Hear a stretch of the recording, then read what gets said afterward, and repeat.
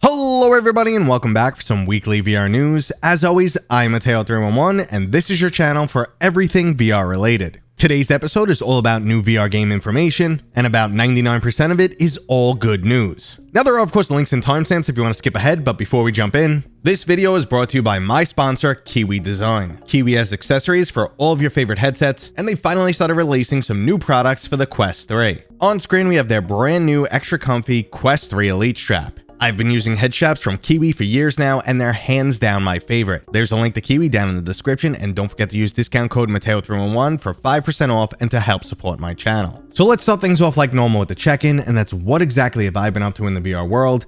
And I just want to start by saying I'm really sorry I haven't streamed in the past 2 weeks. I'll get into why in a second, but I honestly miss it. I love just interacting with you guys, hanging out, answering your questions, and I cannot believe how many of you guys turn out to just hang out with me and hear me talk about what's going on in the VR world and catch my opinion. So thank you guys for that. And the reason why I haven't been streaming is because I'm working overtime to get extra videos out because I'm leaving for vacation this week. I'm going to be gone for an extended period of time, so streams will not resume until August, but I do have a bunch of content releasing this month, so I'm excited about that. But let's not waste any more time and move right into this week's new releases. First up, we have the action-packed 3v3 hero shooter Brazen Blaze. Now, I previously covered this game's beta and was thoroughly impressed. There's an excellent array of unique characters to choose from, which all have a distinct feel and playstyle, and the game also has plenty of VR-specific mechanics. Now, I know the VR hero shooter doesn't have much competition out there. The only other major game was Larcenauts, which I actually really enjoyed, but it didn't have a VR feel. It was almost like a flat-screen game being played in VR. You can argue, and they did make some changes over time, but ultimately, Brazen Blaze feels much more made for VR. My only concern about this game is I'm just a little scared this game might get overly competitive, pushing away most of the player base, and not being very friendly to casual players. Now, hopefully I'm wrong on that front, but we'll wait and see what happens over time. Now, the next game releasing this week is Witchblood for the Meta Quest, which is actually a remaster of the 2017 PC VR title. Witchblood features 6+ hours of Metroidvanian exploration and combat. It's inspired by titles like Castlevania, and we rarely see this genre represented in VR, so I'm definitely pumped to jump into this one. Now, a quick reminder guys, I try and cover as many games as possible on my Friday First Impressions video. So if there's ever a new release coming up that you guys want to see, please let me know what it is down in the comments. Just say, hey, can you please cover this? Even if it's an older title I've never covered that you want me to get back to, drop it in, do that right now, and let's keep moving as there's one more new game dropping this week. The beta for the unique looking racing/shooting title Retronika will be available on July 14th. Now, I absolutely love the art style of this game, and I'm glad to see you're in full control of the vehicle as it's not an on-rails shooter. So I'll definitely give this game a try and let you guys know what I think. But moving on, we have some awesome new game updates and new announcements to check out. Starting with the release date for Into the Radius 2. The PCVR early access version of this game is coming much sooner than expected. Starting on July 24th, you and some buddies could go explore this world. Now, if you're not familiar with the original game, it's an extremely creepy and beloved survival title, but if you couldn't previously handle that game alone, well, the sequel is going to allow you to bring some friends. Now, just remember one thing, don't go into the early access release expecting a fully polished and complete game. The original Into the Radius was in early access for an extended period of time, and it got significantly better and better as it went on. So, if you're jumping in on the 24th, just remember you're an early adopter. There's going to be lots of rough edges, so just know what you're getting into before you make a purchase. Now, you won't need to purchase anything to experience one of the craziest VR game crossovers, and that's Rec Room meets Destiny 2. That's right, the kid-friendly social app Rec Room now has new skins, weapons, and gameplay modes based on the extremely popular multiplayer shooter Destiny 2. Now, Rec Room always gets a bad rap for being a bit too kid-friendly or just fully populated with screaming kids, which is kind of true, but I honestly think the game is fun for all ages, and I was just happy to see that they pulled in a little bit more mature content. I know it still has the Rec Room kid aspect to it, so they've kind of, made a cartoon version of Destiny, but ultimately it looks really fun, and I'm going to jump into this one.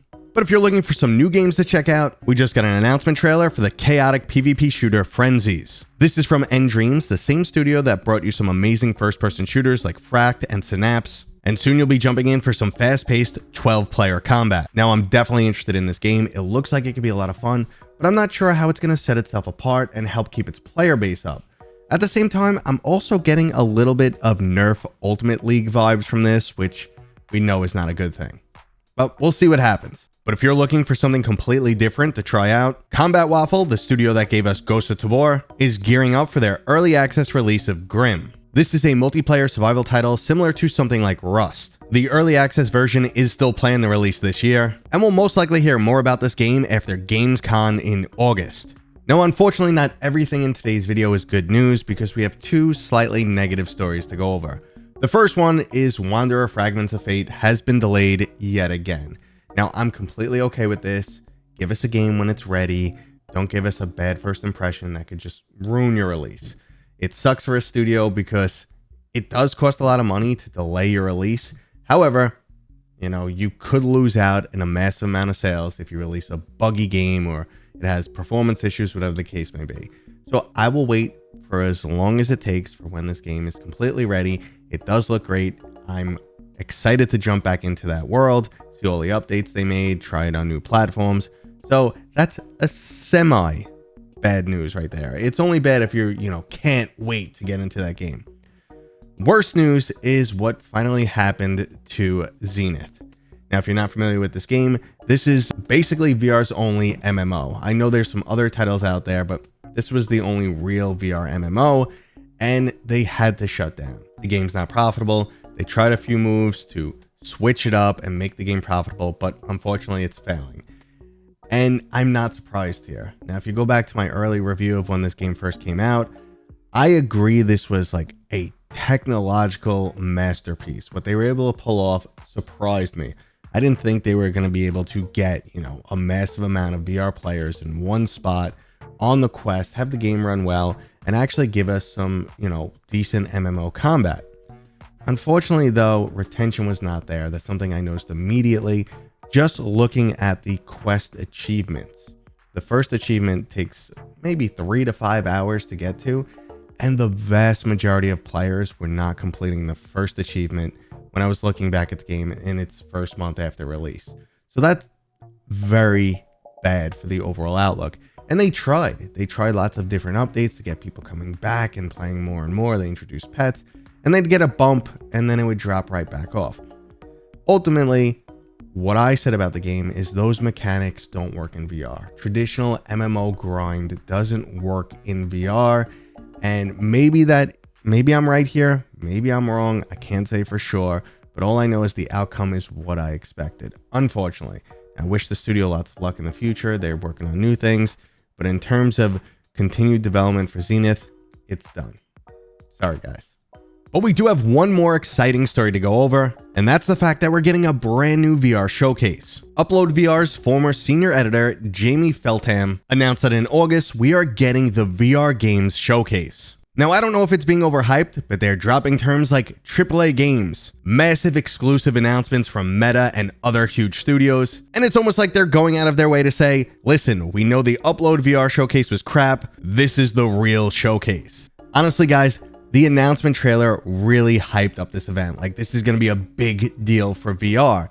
And it had me wondering, because generally the really big announcements, Meta or PlayStation, they want to have full control over them. They don't hand it out to someone else. So I'm almost wondering, since we didn't get a Meta gaming showcase this year, are they slightly outsourcing? Do they want to save some money, hand it off to someone else in the industry, and put together a new event so the announcements are still out there, people are still hyped, but they don't have to put on a whole show and spend all the money like they normally do?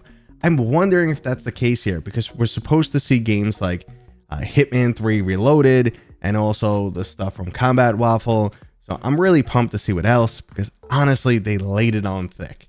So I'm excited here. I hope Meta is working in conjunction with them. It sounds like they are, because exclusives are going to be in this presentation. And hopefully this is the event we're waiting for. We'll wait and see what happens. And that was today's video, guys. I hope you enjoyed it. If you did, you know what to do. One of these, thumbs up. If you're new here, please consider subscribing. And as always, I'll see you on next time.